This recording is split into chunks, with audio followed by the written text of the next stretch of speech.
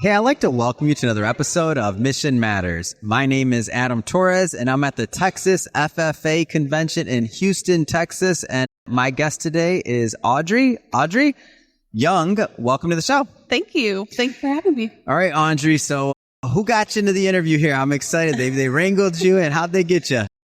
My fellow State Board of Education member, Tom Maynard. I serve on the Texas State Board of Education and represent District 8. Amazing.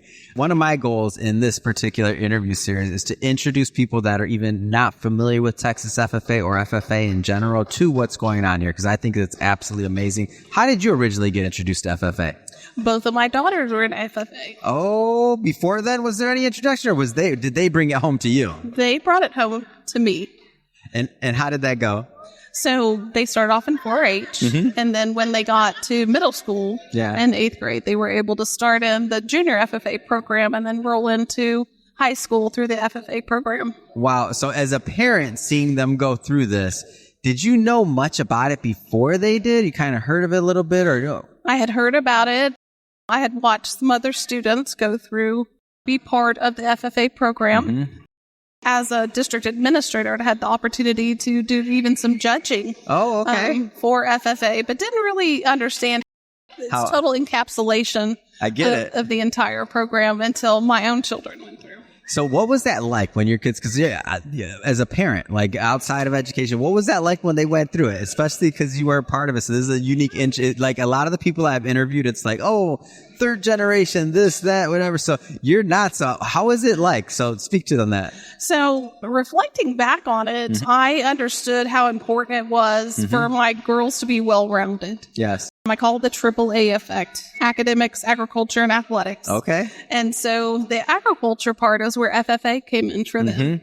Now that I'm a state board member, I can reflect back and tie it into all the CTE courses that it's important for students to take as well. Yes. But at the time, I just knew that the girls needed the opportunity to be well-rounded, to understand that things outside of just academics and to be exposed to different elements of agriculture. And that was primarily the focus that they were in for FFA. Did you notice any growth? Like, as you were going through, like, how was that like to see they're coming back with projects or this or things? Like, what was that like? Absolutely. Some of the things that I really appreciate that they learned while they were in FFA were many of the leadership skills that they acquired. Looking someone in the eye, shaking their hand firmly. You know, engaging someone in conversation, writing thank you notes, being responsible for a project. Wow. So when the girls had animals to show, you know, the responsibility that went along with not only taking care of the animal, but also recording that information in their book, that they had to keep that information in. And so, and then at the end, being able to reflect upon the whole process, how it made them feel, what it cost them in time and in money, and what they learned from it overall. I believe that FFA helps children learn to be not only better leaders, but better people. Yeah, I've noticed it. And that's one of the things that it makes me come back year after year is I have so much fun and I get to see it. Like the media, much of media is controlled by the coast, right? So you're New York, you're LA.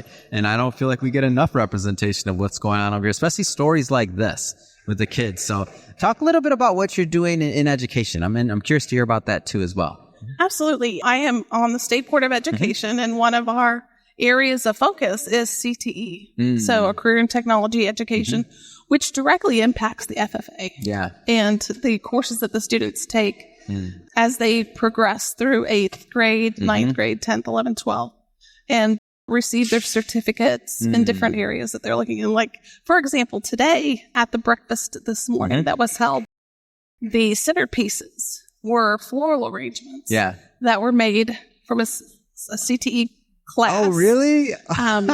At Conroe ISD, a floral arranging class. And students can earn a certificate, and they can earn a level 1 in floral design and a level 2 and a level 3. And these are skills that they can take with them as they head out to college or head to technical and work a job in that area as they're seeking the next thing that they'd like to do. But it gives them lots of opportunities. Yeah. And one of the things that I find so interesting as I've been here too is how the educators rally, the ag teachers and otherwise. Can you talk about that a little bit from your perspective, being in education? They are a big team. It's such a blessing. It's like they're like their own little family. I don't know how to explain it. I can't really. How would you explain it? That's exactly right. But for real, and they've been with each other for a long time, and it's just like in their heart, they're like, to see that many. I haven't worked in education, but to see that many individuals from any industry that are focused and facing in the same way is amazing. And in education alone, affecting that many youth, I mean.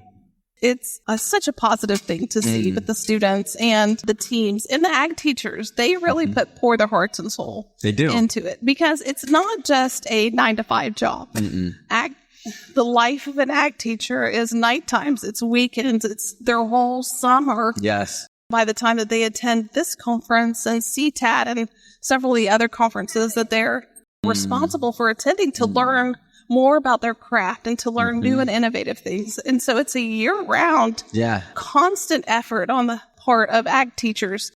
You know, a lot of teachers get to go home. General core classroom teachers get to go home. They can grade their papers at night and stuff. But our ag teachers, they have animals in the barn, where they have plants in a greenhouse. They have things that I never thought about that, to put that in perspective. Yeah. So if something's happening like a hurricane. And there's no electricity, and you're trying to keep chickens warm or rabbits warm, or the automatic water feeders going in your pig barn. All of that stuff stops when there's no electricity.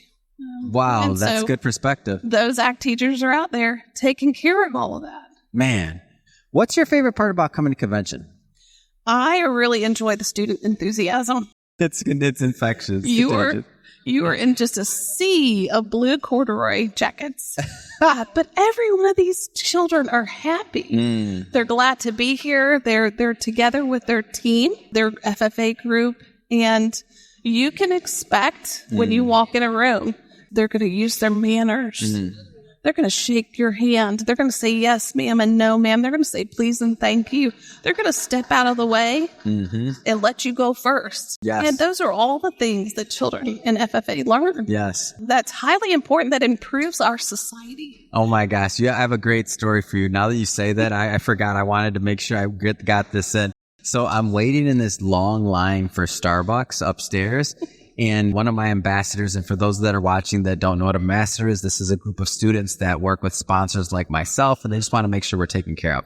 And so a group of the ambassadors come, they see me waiting this long line. They're like, oh, Mr. Torres, we'll wait in line for you. I'll wait in line for you, and I'll bring you your coffee. I know where you're at. And I'm like, you don't have to wait in line. They're like, no, I'll wait in line.